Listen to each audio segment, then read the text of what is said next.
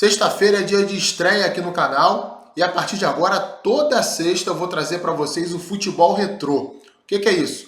Sempre tive vontade de abordar nos meus trabalhos equipes e jogadores históricos. Aquela equipe que 30, 40 anos atrás encantou ou conquistou um título muito importante e talvez a gente não saiba exatamente como aquele time jogava, quais eram as características. É claro, aplicado para a época, né? O futebol mudou muito. Ou então um jogador, algum craque, às vezes não foi nem um craque, mas um bom jogador numa era distante. Então eu vou trazer aqui para vocês sempre uma semana um time e na outra semana um jogador. E aí vale tudo. Pode ser seleção brasileira, pode ser time nacional, pode ser time internacional, seleção internacional. Então vou tentar sempre trazer aqui para vocês e já deixo o convite. Comentem aqui embaixo qual é o time que vocês gostariam de ter como fonte de estudo aqui do canal, né? Como fonte de aprofundamento aqui do canal, ou o time ou o jogador, e aí vale tudo. Pensem aí, sejam criativos e mandem que eu vou estudar e vou trazer sempre às sextas-feiras para vocês. Começando com o pé direito, recentemente a gente teve o São Paulo comemorando aí 30 anos de sua primeira Libertadores. São Paulo ganhou 3 Libertadores, a primeira Libertadores em 1992, um time memorável que a gente vai contar um pouquinho de como jogava e contextualizar aquela campanha do Tricolor, campeão da Libertadores de 1992. Em primeiro lugar, a gente tem que citar para falar desse time o Tele Santana, né, que era o técnico, um dos treinadores históricos do futebol brasileiro, comandante daquele time inesquecível de 82, comandante da seleção também de 1986, ganhou coisa no Palmeiras, ganhou coisa no São Paulo, ganhou no Flamengo, ganhou no Atlético Mineiro. Cara iluminado no Fluminense também como jogador, um dos grandes personagens aí da história do futebol brasileiro. E ele era o grande comandante. Esse time tinha uma característica que o Tele implementava em outras equipes que ele comandou. O gosto pela bola, era um time que não abria mão da posse de bola, queria ficar com a bola o tempo inteiro. E a liberdade de movimentação aos seus jogadores. Era algo até mais comum no futebol da época. Hoje a gente tem a questão do jogo de posição, o ataque posicional também, que acaba deixando os jogadores mais restritos a algumas faixas do gramado. O Tele Santana, né, na época, a maioria dos treinadores não tinham isso. Ele deixava os jogadores mais soltos. É claro que alguns ocupavam os setores mais especificamente, mas a mobilidade desse time era o grande ponto alto, assim como a ofensividade. São Paulo caiu num grupo com o Criciúma, né? Criciúma que foi campeão da Copa do Brasil de 91, treinado pelo Filipão. Na Libertadores de 92 já não era mais o Filipão, era o Levir Coupe o técnico. O Filipão foi treinar um clube dos Emirados Árabes e aí o Levir Coupe assumiu. Então o Criciúma, campeão da Copa do Brasil de 91, o São Paulo, campeão brasileiro de 91, formaram um grupo com o San José de Oruro, na Bolívia, e o Bolívar, de La Paz. Naquela época a Libertadores era assim, né? Times do mesmo país compunham o mesmo grupo, então era Brasil e Bolívia no sorteio. Então o São Paulo foi jogar lá na altitude de Oruro, na altitude de La Paz também, empatou um jogo, venceu outro e só perdeu na primeira fase da estreia para o Criciúma. Aí a gente lembra como é que era curiosa a Libertadores de antigamente.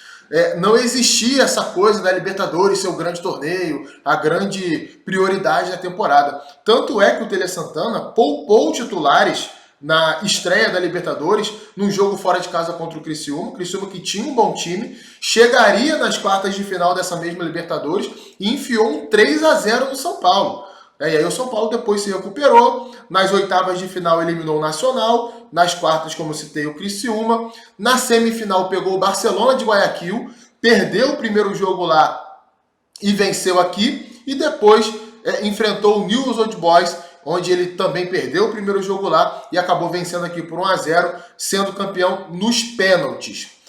Como que a gente pode falar daquele time assim taticamente? Primeiro era uma linha de 4 atrás, e vocês já estão vendo aí, o Zete era o goleiro, Cafu, lateral direito.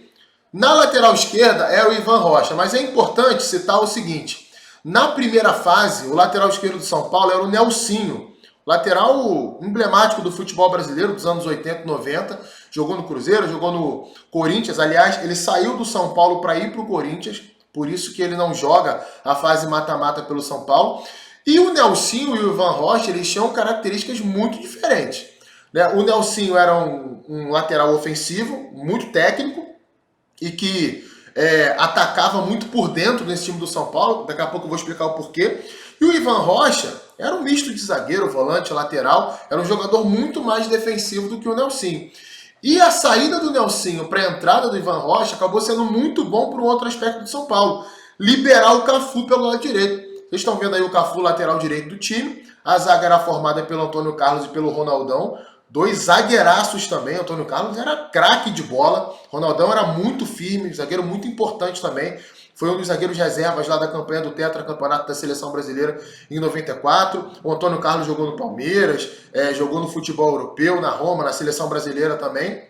Mas o Cafu era o cara que tinha muita liberdade ali pelo lado direito. Um outro detalhe importante desse time, vocês estão vendo aí no meio campo.